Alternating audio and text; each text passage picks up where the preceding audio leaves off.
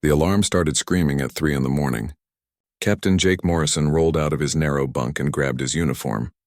On the Deep Space Monitoring Station Horizon Watch, alarms meant only one thing. Something big was happening in the darkness between the stars. Jake ran down the metal hallway. His boots made loud sounds on the floor. Other crew members were running too. Everyone looked worried. They had been watching the edge of human space for 2 years. Nothing interesting ever happened out here. "What do we have?" Jake asked as he entered the command center. The room was full of blinking lights and computer screens. His communications officer, Lisa Hayes, was sitting at her station. Her face was pale. "Sir, we picked up a signal 30 minutes ago," Lisa said. She pressed a button and strange sounds filled the room. "It's coming from the Kepler 442 system. That's way outside human territory." Jake listened to the sounds. They were not like human voices. They were higher and had a musical quality. But even without understanding the words, he could hear the fear in them. "Can you translate it?" he asked. Lisa nodded and typed on her computer. "The ship's computer is working on it now. The signal is using standard galactic emergency codes. Whoever sent this wanted everyone to understand it." The computer made a beeping sound. Then a mechanical voice started speaking. "Translation complete. Playing message." The voice that came from the speakers was artificial, but Jake could still hear the desperation in the original signal. "This is Council Speaker title song of the Zilani people. Our world is under attack. The harvesters have come to our system. They are destroying everything. Our cities are burning. Our people are dying." Jake felt his stomach drop. The harvesters were like a nightmare story that traveled between star systems. They were machines that ate entire worlds. Most people thought they were just a legend. The message continued. "We are not warriors. We do not know how to fight. We have tried to hide in the deep places of our ocean, but the harvesters find us everywhere. They turn our bodies into fuel for their machines. Please, anyone who can hear this, we need help. We are sending everything we know about the harvesters with this message. Maybe someone can use this information to stop them." The message ended. The command center was quiet except for the humming of computers. "Sir," Lisa said quietly, "there's more data attached to the signal. Pictures, videos, technical information. It's all about the harvesters." Jake stared at the main screen. A star map showed the location of the Kepler 442 system. It was far from Earth, far from any human colony. "How long ago was this sent?" "Based on the signal strength and distance, about 6 days ago," Lisa answered. 6 days. Jake thought about what could happen in 6 days. How many people could die while their message traveled through space, hoping someone would care enough to help? "Get me Admiral Stone on Earth," Jake ordered. "Priority 1 communication." Lisa's fingers moved quickly over her controls. "Sir, that will take 4 hours for the signal to reach Earth. Another 4 hours for a reply." "I know. Send it anyway." Jake sat down in his command chair. "Also, send all the harvester data to Earth. The scientists need to see this." While they waited for Earth to respond, Jake studied the information the Zilani had sent. The pictures were horrible. Massive machines the size of city blocks were cutting into the surface of a blue-green world. Smaller machines moved like insects, carrying away pieces of buildings and trees and anything else they could find. But the worst pictures showed the Zilani themselves. They looked like dolphins that had learned to walk on land. Their skin was smooth and gray-blue. Their eyes were large and intelligent. In the pictures, they were running from the machines. Many of the pictures showed Zilani bodies being loaded into processing units. "They really can't fight," Lisa said, looking over Jake's shoulder. "Look at their hands." Jake looked closer. The Zilani had long, thin fingers that looked perfect for delicate work. But they had no claws, no thick muscles, nothing that could be used as a weapon. Their bodies were built for swimming and thinking, not for war. "The data says they never developed weapons," Jake read from his screen. "Their brains don't have the parts that make other animals aggressive. They literally cannot think about hurting other creatures." "That's beautiful," Lisa said softly. Then her face got hard. "And it's going to get them all killed." 8 hours later, the reply from Earth arrived. Jake had spent the time reading everything the Zilani had sent. He now knew more about the harvesters than he ever wanted to know. They were not just machines. They were smart machines that could learn and adapt. They had destroyed dozens of worlds before coming to the Zilani system. "Message from Admiral Stone," Lisa announced. Jake straightened in his chair. "Put it on the main screen." Admiral Richard Stone appeared on the screen. He was a big man with gray hair and tired eyes. Behind him, Jake could see other officers. This was not a normal meeting. "Captain Morrison," the Admiral said, "we've received your report and the Zilani data. I've been in meetings with the Colonial Council and the military command for the past 6 hours." Jake waited. He knew whatever came next would change everything. "The situation is complicated," Admiral Stone continued. "The Galactic Council has strict rules about interfering in conflicts outside our territory. The Kepler 442 system is not our responsibility." Jake felt anger building in his chest. "Sir, these people asked for help." "They're being murdered." "I know, Captain. That's why this decision was not easy." The Admiral paused and looked directly at Jake through the screen. "However, the Zilani broadcast their message on open emergency frequencies. That makes it a general distress call, not a private communication. Any ship that receives a distress call has the right to respond." Jake felt his heart start beating faster. "Furthermore," Admiral Stone said, "our scientists have analyzed the harvester data. These machines don't stop with one world. They keep growing, keep spreading. If they finish with the Zilani, they'll look for their next target. Eventually, they could threaten human colonies." The Admiral's face got harder. "The Colonial Council has authorized a military response. We're sending a fleet to the Kepler 442 system." Jake stood up from his chair. "What kind of fleet, sir?" Admiral Stone smiled, but it was not a friendly smile. "The kind the galaxy has never seen before, Captain. The Zilani asked for help from monsters. They're about to learn what Earth's monsters look like." The transmission ended. Jake stared at the empty screen for a long moment. Then he turned to Lisa. "Send a message back to the Zilani system," he ordered. "Tell them help is coming." "What should I say, sir?" Jake thought about the pictures of the peaceful, dolphin-like creatures running from machines that wanted to turn them into fuel. He thought about worlds burning while their people hid in deep ocean trenches. "Tell them Earth has received their message. Tell them we're sending our fleet. And tell them—" Jake paused, trying to find the right words. "Tell them that when humanity decides to fight, we don't fight to win. We fight to make sure the enemy can never hurt anyone ever again." Lisa typed the message and sent it toward the distant star system. As the signal raced through space, Jake wondered what the Zilani would think when they learned what kind of help was coming. Earth had been peaceful in its dealings with other species for 50 years. But the galaxy was about to remember that peaceful and defenseless were two very different things. Somewhere in the darkness between stars, the message traveled on. Help was coming. The monsters of Earth were waking up. The war rooms beneath Earth's military command center had not been used in 50 years. Admiral Richard Stone walked down the old hallways, his footsteps echoing in the darkness. Behind him, General Paul Wright and Colonel Amy Foster followed quietly. "Are you sure about this?" General Wright asked. His voice was worried. "If the Galactic Council finds out what we're really sending, there will be consequences." Admiral Stone stopped walking and turned around. "Paul, I've seen the data. The harvesters don't negotiate. They don't retreat. They consume everything until there's nothing left. If we don't stop them at the Zilani system, we'll have to stop them at one of our own worlds."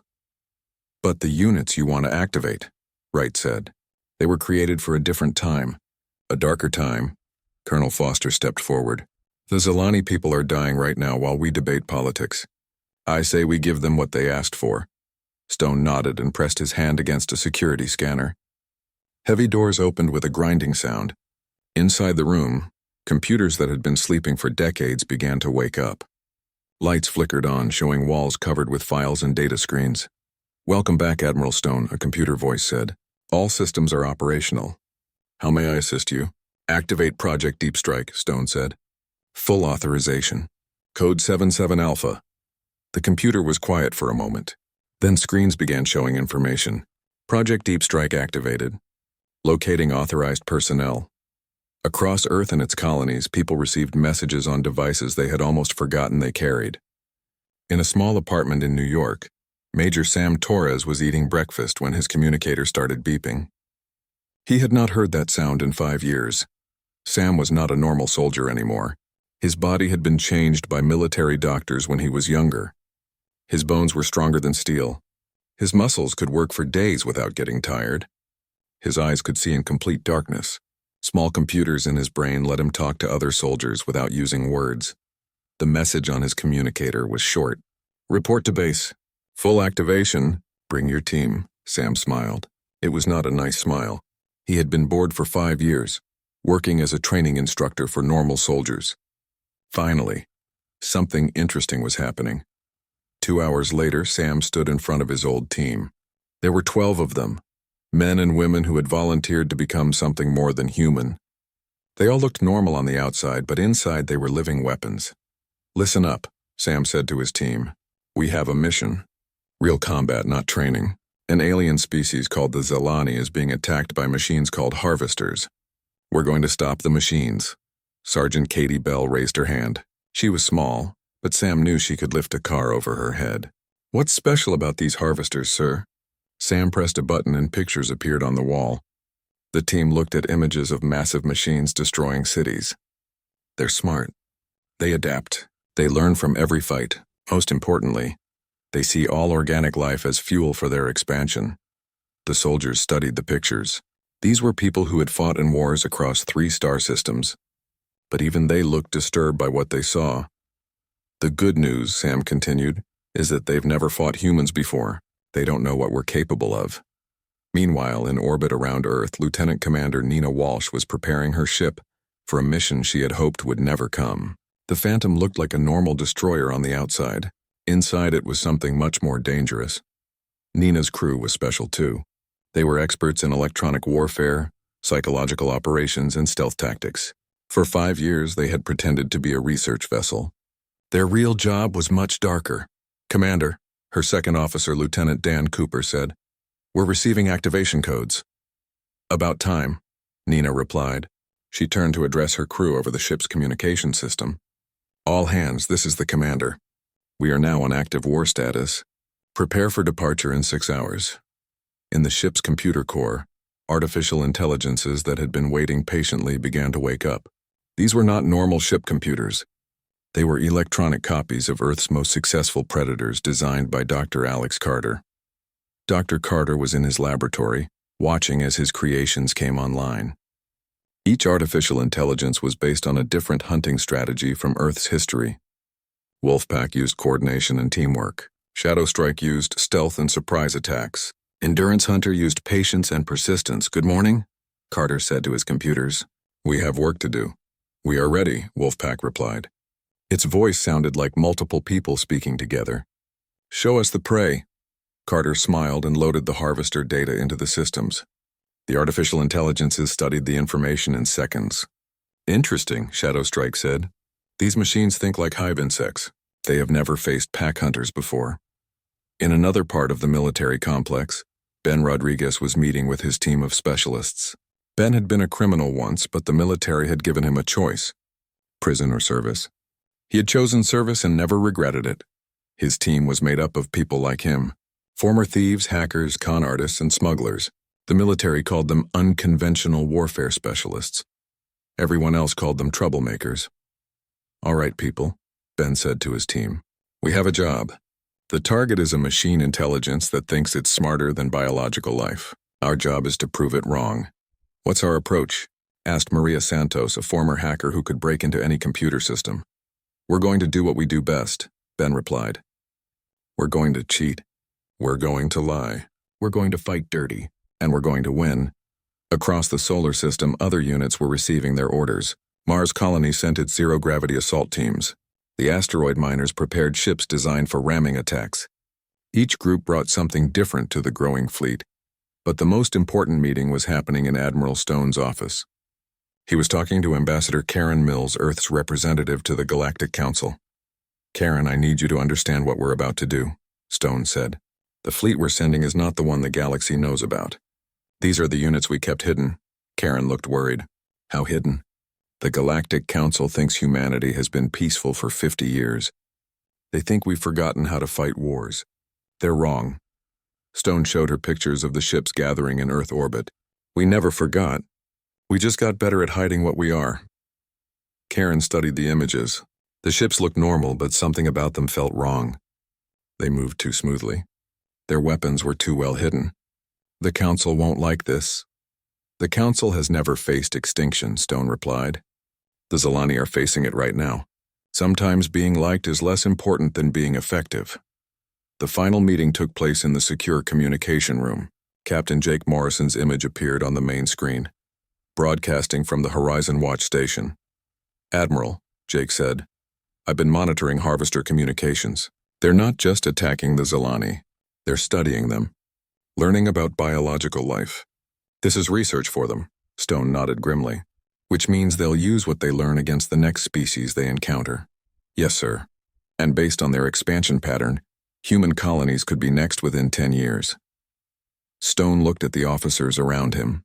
"Then we stop them now while they're still learning, before they become unstoppable."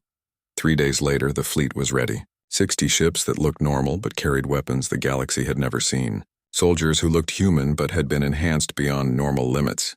Artificial intelligences based on predators that had ruled Earth for millions of years. Admiral Stone stood on the bridge of his flagship, the Retribution. Around him, his crew worked quietly. They knew they were about to make history.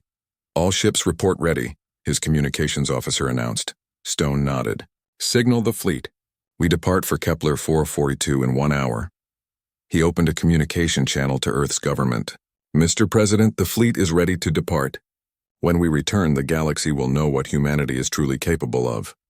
"Understood, Admiral. Bring our people home safely." "I will, sir. But first we're going to show the Harvesters why Earth survived when 97% of all species that ever lived here went extinct." The transmission ended. Stone looked out at the stars and thought about the peaceful Zilani people hiding in their ocean depths, waiting for help that might never come. "Not today," he said quietly. "Today the monsters of Earth go hunting." The human fleet dropped out of hyperspace at the edge of the Kepler 442 system. What they saw made even the enhanced soldiers feel sick. The Zilani homeworld was covered in black smoke. Massive harvester ships moved around the planet like metal vultures. Smaller machines crawled across the surface, cutting and digging and taking everything they could find. The beautiful blue-green world from the distress signal was dying. Captain Luke Phillips stood on the bridge of his battlecruiser Predator. He had been a soldier for 20 years, but he had never seen destruction like this. "How many harvester ships?" he asked his sensor officer. 47 large vessels, sir. Hundreds of smaller ones. The officer stopped talking and stared at his screen. "Sir, they're processing organic material. The readings show millions of life forms being converted into raw materials." Phillips felt anger building in his chest. These were not enemy soldiers. These were innocent people being turned into fuel for machines. Admiral Stone's voice came over the communication system. "All ships, this is command. We have studied the enemy for 3 days during our approach. The harvesters fight like insects. They follow patterns. They don't adapt quickly to new situations. We're going to use that against them." On the Phantom, Lieutenant Commander Nina Walsh was watching her screens carefully. Her ship was invisible to most sensors, hiding in the shadow of a large asteroid. She could see the harvester fleet clearly, but they could not see her. "Commander," her weapons officer Lieutenant Rachel Green said, "the harvesters are scanning us with low-level sensors. They know something is here, but they can't find us." "Good," Nina replied. "That means they're curious. Curiosity is a weakness." Nina activated her ship's special communication system. Instead of sending messages, it sent viruses. Computer viruses designed to confuse and disrupt enemy systems. "Begin electronic assault," Nina ordered. "Make them think they're seeing things." The Phantom started sending false sensor readings to the harvester ships. Suddenly, the machines thought they saw enemy fleets where nothing existed. Their formations began to change as they tried to respond to threats that were not real. Meanwhile, Major Sam Torres was preparing his enhanced soldiers for the first ground attack. They were in the cargo bay of a stealth transport checking their weapons and equipment. "Listen up," Sam told his team. "The harvesters have never fought humans before. They don't know about our biology. They don't know how we think. They don't know what we're capable of." Sergeant Katie Bell was loading special ammunition into her rifle. "What's the target, sir?"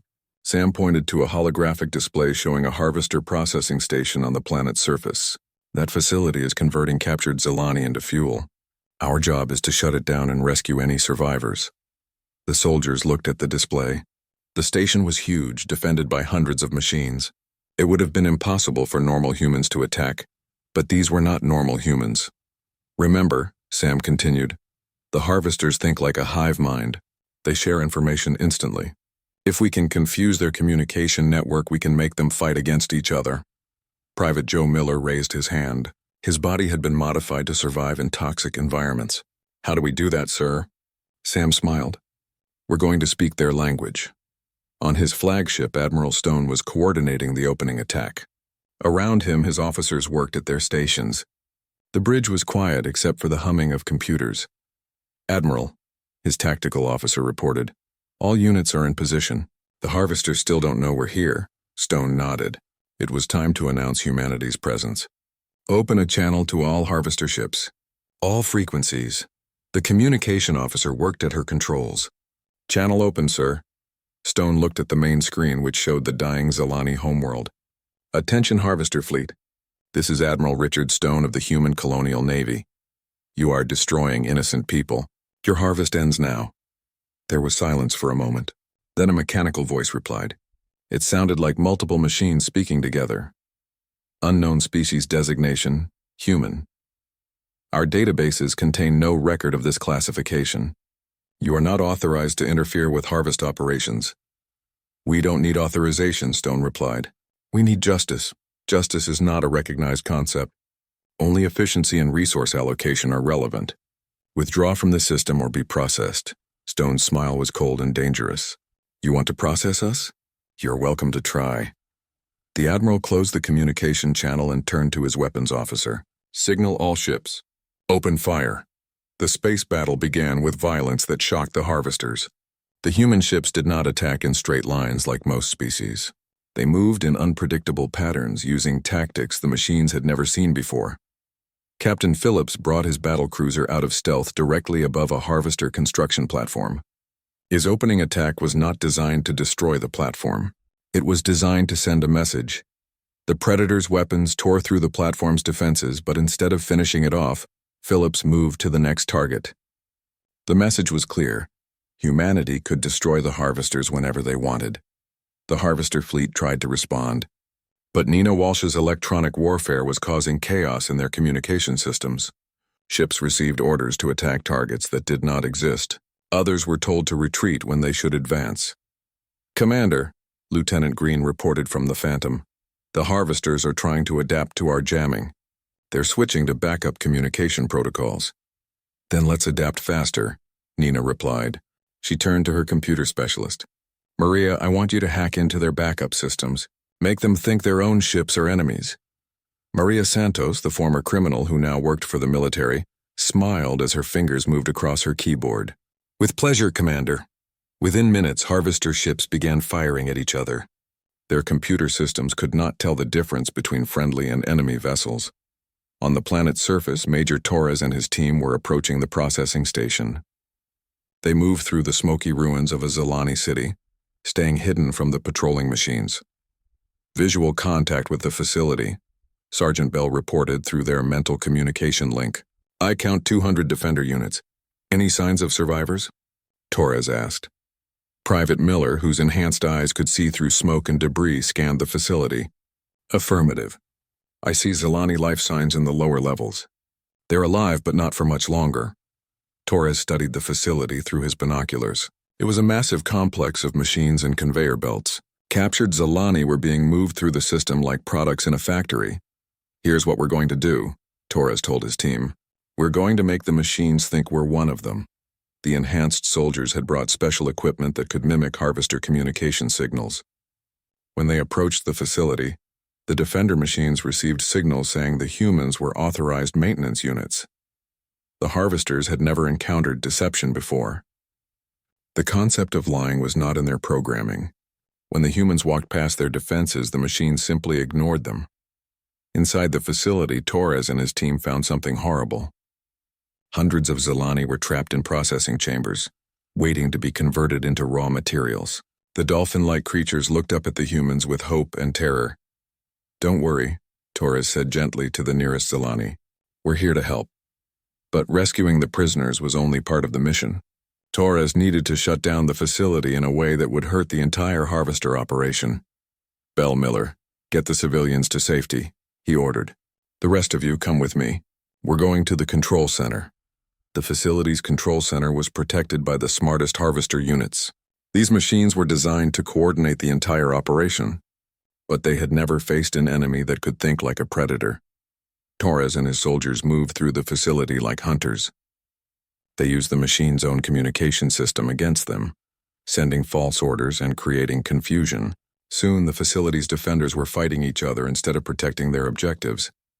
In the control center, Torres found what he was looking for: the main computer that controlled all harvester operations in the system. "This is too easy," Private Miller said. "That's because they've never met liars before," Torres replied. He connected his equipment to the harvester computer. "Maria taught me a few tricks before we left Earth." Instead of destroying the computer, Torres infected it with a virus that Maria Santos had designed. The virus would spread through the harvester network, making their own systems work against them. Within hours, harvester ships across the system began malfunctioning. Their weapons turned on their own vessels. Their navigation systems sent them into asteroids. Their communication networks filled with garbage data. Back in space, Admiral Stone watched as the enemy fleet began to fall apart. "Admiral," his tactical officer reported, "the harvesters are requesting communication." "Put them on screen," Stone ordered. The mechanical voice sounded different now, less confident. "Human fleet, we do not understand your combat methods. Our tactical models cannot predict your behavior. We request negotiation." Stone thought about the images he had seen: the burning cities, the captured Zalani being processed like raw materials, large, intelligent eyes. 3 weeks after the battle at Kepler 442, the galaxy was in chaos. News of humanity's military intervention had spread to every star system. On the Galactic Council station at Centaurus Prime, emergency meetings had been going on for days. Ambassador Karen Mills sat at the human delegation table, facing angry representatives from 47 different species. The room was full of creatures that looked nothing like humans. Some had tentacles, others had multiple eyes, and a few glowed with their own light.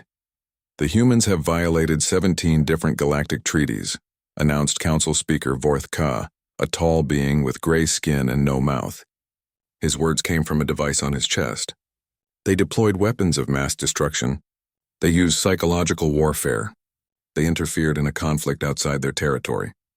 Karen stood up slowly. She had been Earth's ambassador for 10 years, but she had never faced anything like this. "Honorable council members, we responded to a distress call. The Zalani people asked for help." "The Zalani were not a council member species," replied Representative Thais Moll from the ethereal race. "Their fate was not our responsibility." "It became our responsibility when they asked for help," Karen said firmly. "Would you prefer that we had ignored their call and let them all die?" The council's military advisor, General Kethnor, activated a holographic display. Images from the battle at Kepler 442 filled the air above the delegates. These recordings show human forces using tactics that violate the Galactic Convention on Ethical Warfare. The images were disturbing, even to Karen. They showed human ships moving in ways that seemed impossible, soldiers fighting with coordination that looked unnatural, machines turning against their own kind after human electronic attacks. "Where did humanity develop these capabilities?" General Kethnor demanded. "Our intelligence reports claimed humans were a peaceful species with limited military capacity." Karen smiled, but it was not a friendly smile. "Your intelligence reports were wrong." Meanwhile, on the surface of the Zalani homeworld, the recovery operation was continuing. Major Sam Torres walked through what had once been a beautiful city. The buildings were damaged, but Zalani survivors were already working to repair them. A young Zalani named Coral Singer approached Torres. The dolphin-like creature moved awkwardly on land, but her large eyes showed intelligence and gratitude.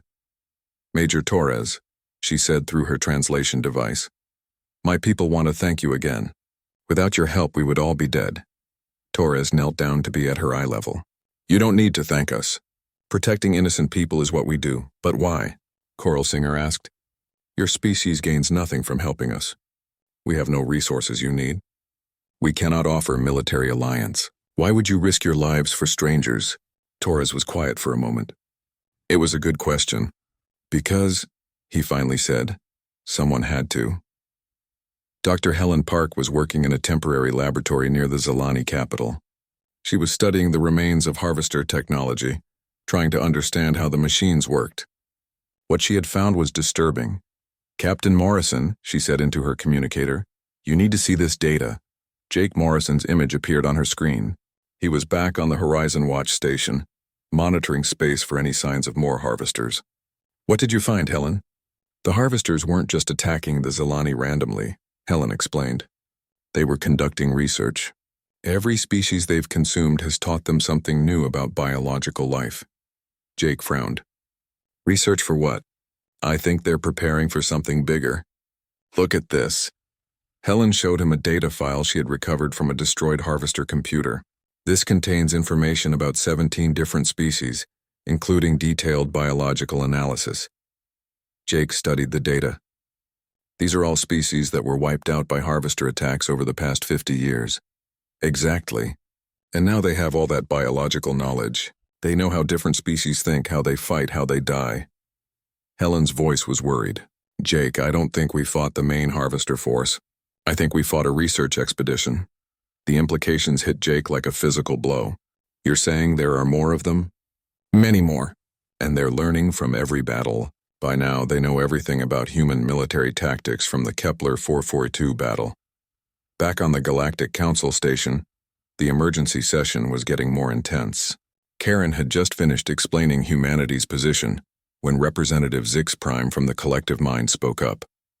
Ambassador Mills, your species claims to fight for justice and protection of innocent life, but these recordings show unprecedented levels of violence. Your soldiers appear to have been modified beyond normal biological limits. Karen nodded. That's correct. The admission caused a stir in the chamber. Several delegates began speaking at once in languages Karen couldn't understand. Council Speaker Vorthka raised his hand for silence. Ambassador, genetic modification of military personnel is forbidden under council law. It is considered a crime against natural evolution. The Galactic Council's laws apply to council members, Karen replied calmly. Humanity never signed those particular treaties. Because you claim to be a peaceful species with no interest in military enhancement, General Kethnor said angrily. Karen stood up and walked to the center of the chamber. All eyes were on her as she spoke. We are peaceful. We prefer diplomacy to war, but peaceful doesn't mean defenseless. She activated her own holographic display, showing images of Earth's history. My species has survived on a planet where 97% of all life forms that ever existed went extinct. We learned to adapt or die. We learned to fight or be destroyed. The images showed Earth's predators, lions hunting in coordinated packs, wolves working together to bring down prey much larger than themselves, humans using tools and teamwork to survive against creatures stronger and faster than they were. You want to know where we developed our military tactics? Karen asked. We learned them from nature. Every strategy we used against the harvesters exists somewhere in Earth's ecosystem. Representative Thysmall leaned forward. Are you saying your entire species is genetically programmed for warfare? No, Karen replied. We're genetically programmed for survival. Sometimes that means fighting. Sometimes it means helping others fight. At that moment, alarms began sounding throughout the council station. Emergency lights flashed as an urgent message appeared on all screens. Council members, announced the station's AI system, we are receiving distress signals from the Rigel system. Multiple species are under attack by unknown mechanical forces. The chamber fell silent. Every delegate knew what this meant. General Kethnor's voice was shaky. Show us the signals. The main display filled with images from the Rigel system. Massive machines were attacking 3 different worlds at once. The machines looked familiar but more advanced than the ones at Kepler 442. The harvesters, someone whispered. Council Speaker Vorthka turned to Karen. Ambassador Mills, how quickly can your fleet respond? Karen checked her communicator. I'll need to contact Admiral Stone. Do it now, Vorthka ordered. Before we lose 3 more civilizations. Karen activated her emergency communication link to Earth. Within minutes, Admiral Stone's image appeared in the council chamber. Admiral, Karen said, we have a new situation. The harvesters are attacking the Rigel system. Multiple worlds are under assault. Stone's face was grim. We detected the attack an hour ago. Our deep space monitors show the harvester force is much larger than what we fought at Kepler 442. How much larger? General Kethnor asked.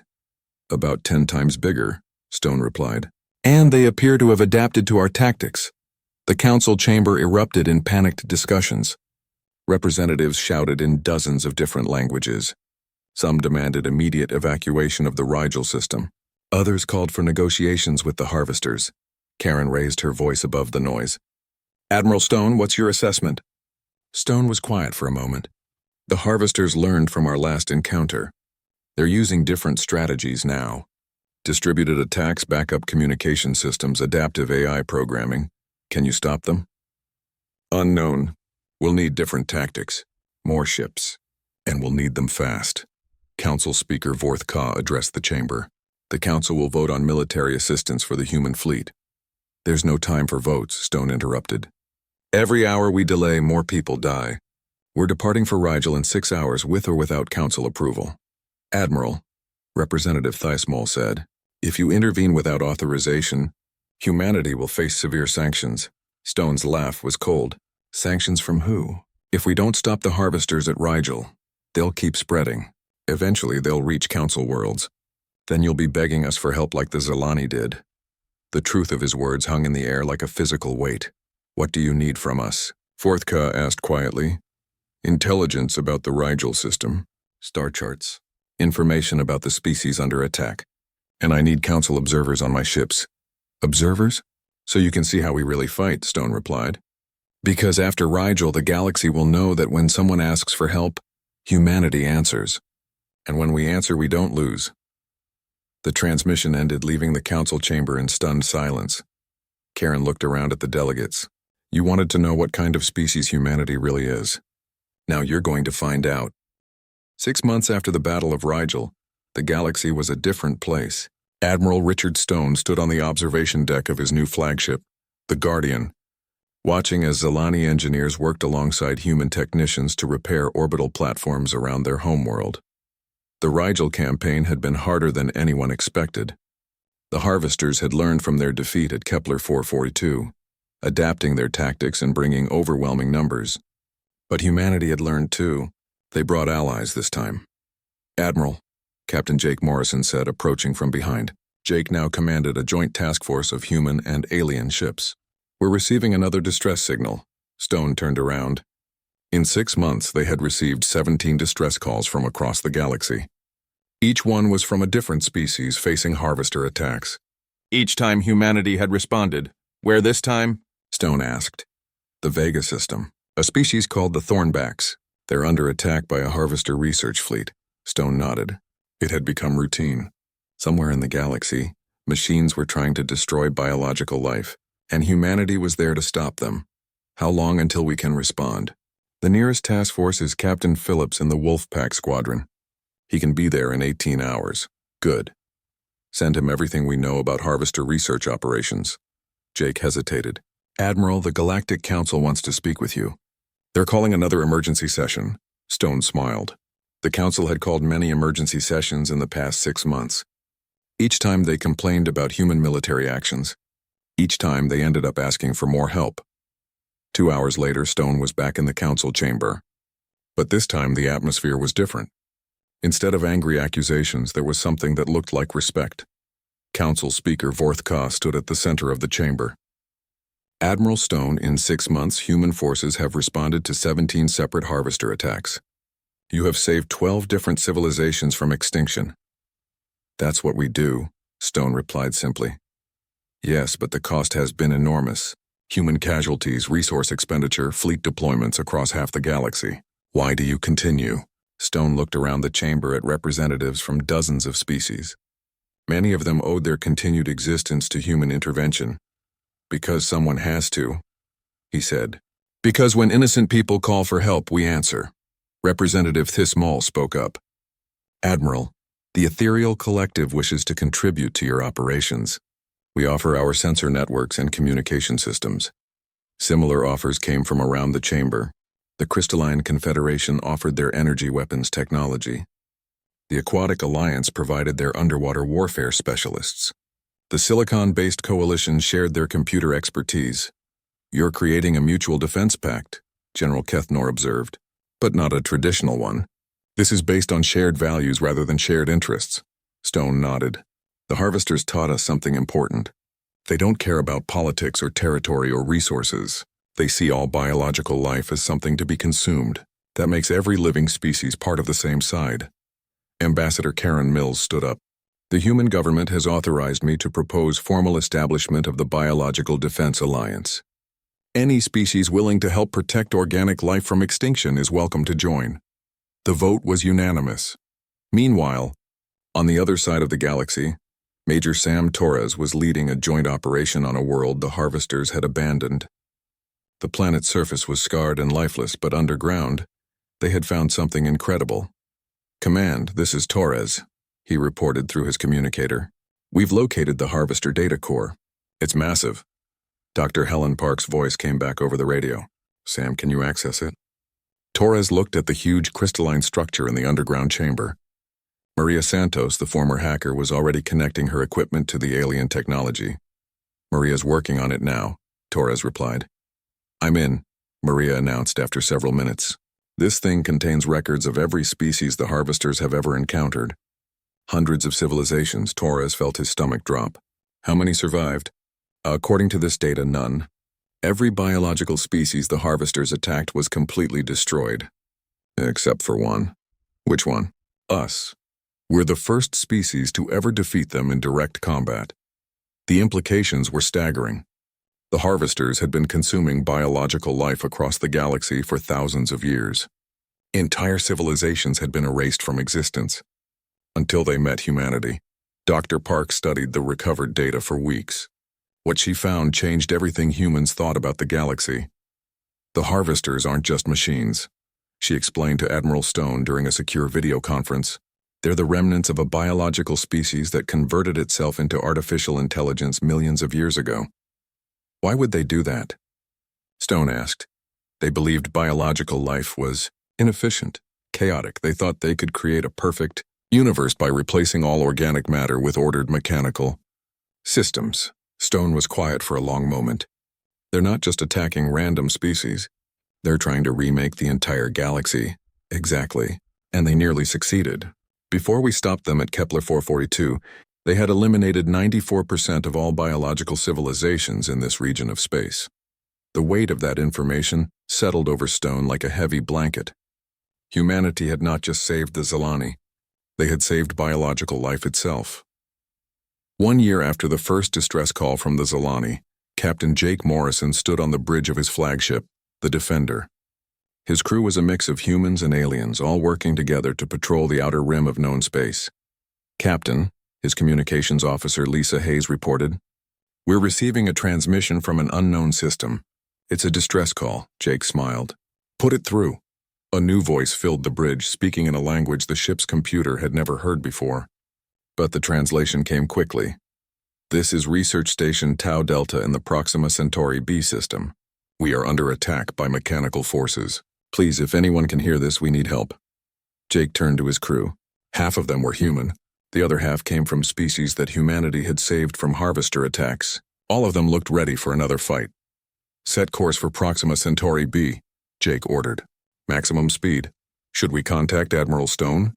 Lisa asked. "Not necessary," Jake replied. "He taught us what to say in situations like this." Jake opened a communication channel to the unknown system. His voice was calm and confident as he spoke the words that had become humanity's promise to the galaxy. "Unknown station, this is Captain Jake Morrison of the Biological Defense Alliance.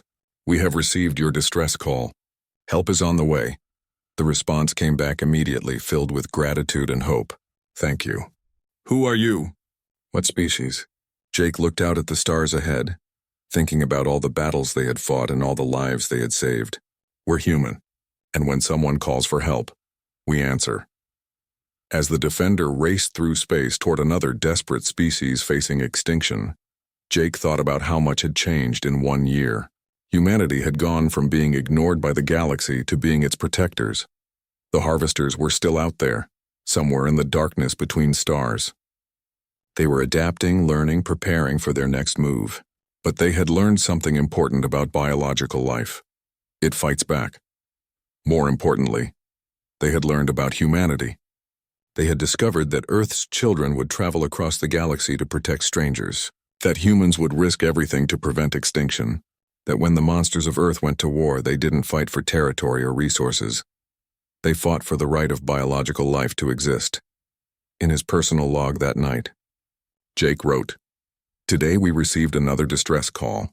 Tomorrow we'll answer it. The day after that, we'll probably get another one.